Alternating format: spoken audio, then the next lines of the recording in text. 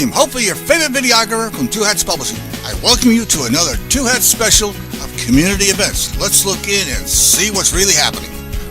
Definition of people to be hateful is not who we are. And I just finished saying in the other place, I get so frustrated when the people outside of Texas say, Texas has this brand of hatred and intolerance, and I say, no, that's just the brand you're hearing. The real brand is all of us. Every kind of person, every different ethnic group, every religious belief, that's who we are. And the outside, the rest of the U.S. has not seen the real Texas brand yet. The real Texas brand is not hatred and intolerance.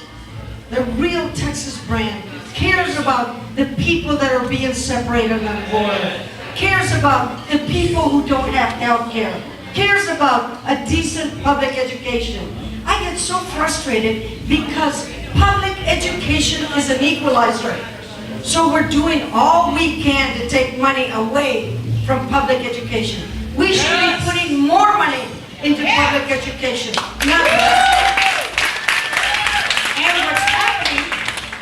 And what's happening is the local areas want to make a difference, so you end up getting high property taxes because the state will not put the money that it needs to into education.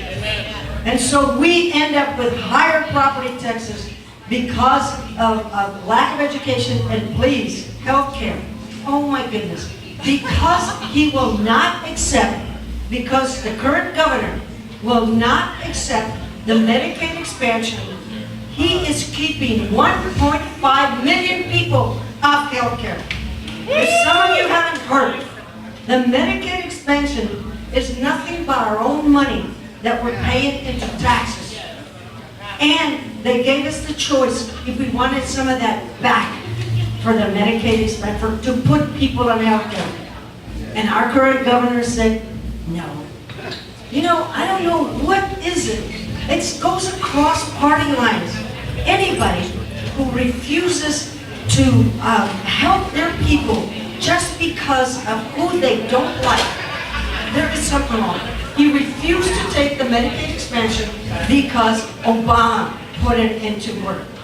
So the ego of a governor to hurt the people they're supposed to serve is ridiculous. Public service defines itself. Serve the public. Now let me tell you, I'm going to tell you two short stories. In 2004, when I first got elected, I was on a plane going to a silent retreat. I love my silent retreats, and I go into peace and just, nobody talks to me, no phone calls, no nothing, for 2 or 3 days. And I was going to my silent retreat, and I was in Southwest, you know, so it's like, pick your seat. And so I got in, and I kept seeing this woman staring at me. So I wasn't sure what the situation, I don't know if she was going to yell at me or what. So I went in and went to the very back. I went to the very back because I had just finished a huge election and I wanted some peace and quiet.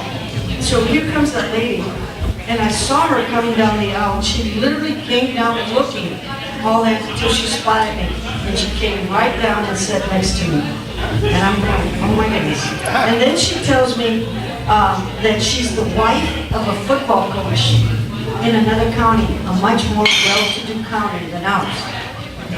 And she was telling me that she was going down to South Texas because they were playing football and the coach of the team was already there. And she was going to go meet him. And then she started saying, we were so excited during your election. We were all on the edge of our seats, and as you the numbers kept going up, we just started cheering. And I'm going, okay, what is this lady, Angela, from another county, much more well-to-do than I am, probably Republican, what does she want with me? And then she says, my son is gay. There we go. And I said, well, how is your son? And she says, you know, when he was going to high school, and my husband was the coach, we were so afraid he was going to commit suicide. He had a terrible time in school. And we literally walked by his room so we could hear the noise and make sure that he had committed suicide. And so she was telling me about how much they hurt for her son. And I said, well, how is your son now? And she says, oh, he came out to us, and him and his partner live around the corner from us, and every Sunday we all get together for dinner. So, I was elated with that. And then we got to where we were supposed to be. And we start to get out, and she turns around and she says, I have to take your picture, because my son will never believe that I said nice to him. So, of course,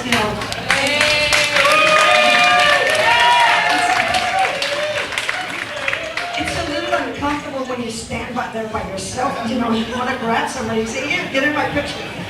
But as I stood there, she said, the day you got elected, my son was validated. Good and bad. Good that I'm glad he got validated. Bad, why does it take a person getting elected to a high position to be able to validate somebody? That shouldn't be the case in Texas. Now here we are, 2018. That happened in 2004. Here we are, 2018. I'm going out to the rural areas of Texas. And I go to Beaumont, Texas. We had a nice little crowd, and I was talking, and then when I finished talking, and I'm wondering why, there's some children there. And this little girl, maybe between 9 and 12, walks up to me like this. And I said, sweetheart, you have to hold your head up. You need to hold your head up, and when you grab somebody's hand to shake them, make sure they feel you. They need to feel your soul. So make sure they feel you. And then she looks at me and she starts tearing, and she said, I'm bullied in school. Of course, being the nurturing person that I am, I grabbed her and I hugged her and I said, I am so sorry you're bullied in school. And she said, it's because I like girls. Yes. And so, I cried with her, and then she said, then my mom told me about you as the sheriff of one of the biggest counties in the U.S. And she showed me your picture. She actually pulled out a picture to show me the picture that her mom showed her. And then she said, and then my mom told me that you're running for governor. So I begged her to bring me to come see me. Folks, although there's a lot of us, Mark, and a lot of us that are running that identify as LGBTQ, we have a lot more to do. We have a lot more to do. When I become the governor, I will be the first LGBTQ governor of Texas.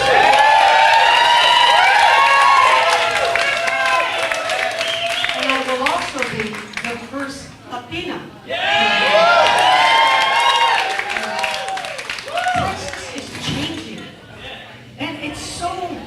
Neat to be able to see it in Beaumont, Texas, and Midland, and Big Spring, Texas.